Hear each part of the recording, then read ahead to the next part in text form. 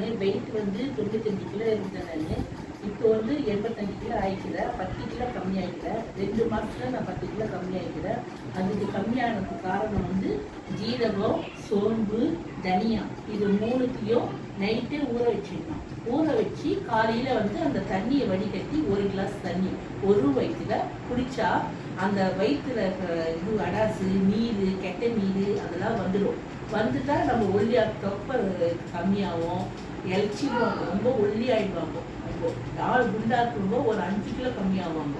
அதுக்கு அப்புறம் 6 மாதம் வரைக்கும் குடிச்சுன்னா ஒரு 10 கிலோ அப்படி கம்மியாகுவாங்க. நான் வந்து அது மாதிரி குடிச்சேன். நான் அதுதான் உங்களுக்கு சொல்கிறேன்னு. அது வந்து நீங்கள் பயன்படுத்துங்க, நல்லா இருப்பீங்க. நீங்கள் வெயிட் கம்மியாகும். எல்லாரும் இப்போ வந்து வெயிட்டாக இருக்கிறாங்க, குண்டாக இருக்கிறாங்க, அசிங்கமாக இருக்குது அப்படின்னு சொல்கிறாங்களே.